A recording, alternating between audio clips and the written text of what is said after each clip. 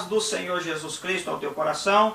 Vamos aqui dar sequência a mais uma instrução da palavra de Deus. Sempre lembrando, nós queremos usar aqui este exemplar Bíblia Matthew Henry, Bíblia da Central Gospel, para este estudo nesta videoaula, trazendo aqui um texto que traz bastante aleluia, divergência, preocupação a muitas pessoas, um texto muitas das vezes que traz uma série de temas, de questionamentos, mas dentro do livro do Apocalipse, nós queremos aqui trazer uma instrução de forma prática, simples e objetiva para a tua vida. Estamos aqui em um propósito de trazer um conhecimento e uma aplicação na tua vida às 7 igrejas do Apocalipse. Revelação de Jesus Cristo para o seu servo João na ilha de Pátimos, no cativeiro, em uma daquelas cavernas na ilha de Pátimos, nós vemos Jesus,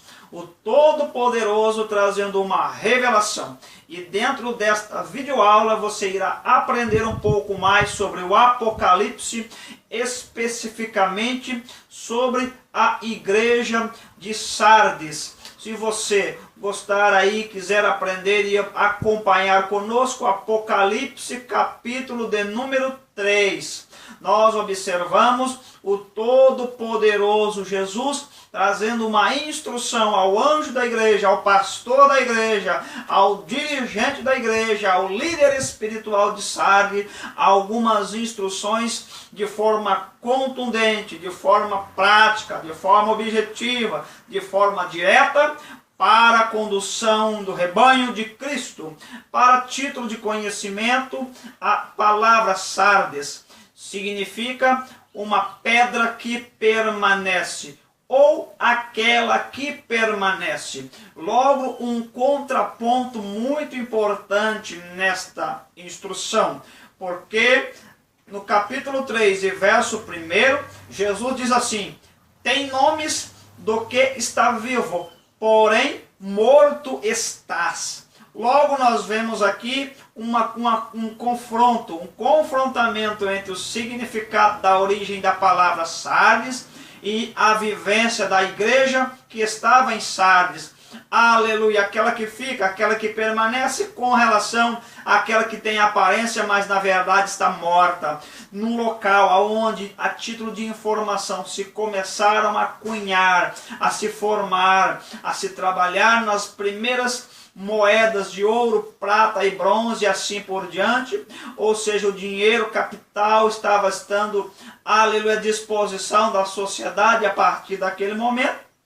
Então, uma das situações que levaram ao desvio comportamental, espiritualmente falando, da igreja de Sardes, é o primeiro ponto, a preocupação com os negócios desta vida. Existem muitas igrejas, muitas pessoas, muitas vidas que até começaram bem a sua vida espiritual, servindo a Deus, em várias denominações de ordem evangélica, porquanto estavam temendo a palavra, mas em contrapartida as preocupações deste mundo tiraram muitas vidas e muitas denominações hoje da essência da verdade da palavra de Deus. A preocupação com este mundo, a idolatria com Roma, com a deusa chamada Artemis, a vontade de agradar as pessoas, levou a igreja de Sardes a morrer espiritualmente falando. E para que eles não perdessem a moral naquela sociedade, eles então viviam de movimento, de aparência, de elogio das pessoas, mas internamente no seu cotidiano, aquelas pessoas que compunham, que formavam a igreja de Sardes, estavam mortas espiritualmente. Ou seja, quando nós olhamos aqui para o que Jesus está dizendo que elas estavam mortas espiritualmente, logo nós vemos que a cultura pagã daquela época sucumbiu à essência da palavra. Logo nós vemos que a origem judaica, a origem do judaísmo naquela igreja não suportou, aleluia, as situações reversas, contrárias áreas e afrontamentos da sociedade da época. Então a idolatria começou a falar mais alto.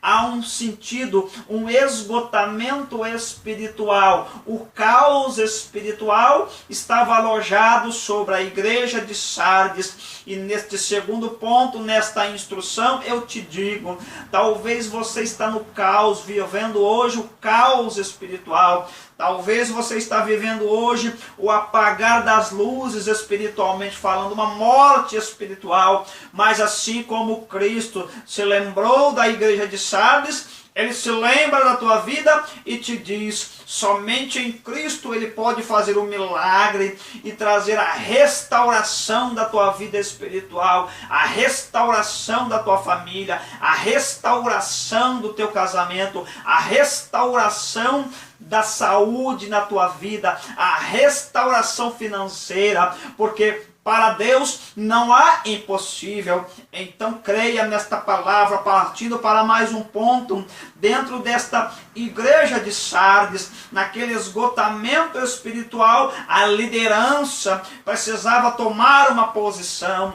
Muitas vezes, amados, nesta vida nós precisamos assumir uma posição, e a posição daquela liderança já era uma posição de religiosidade, de comodismo, aleluias, uma posição muitas das vezes em que se agradava mais à sociedade, se agradava mais aos amigos, do que se agradar a Deus na obediência da essência, da sã doutrina da palavra. Eles pregavam o amor, mas não viviam o amor. Pregavam o companheirismo, mas viviam o individualismo.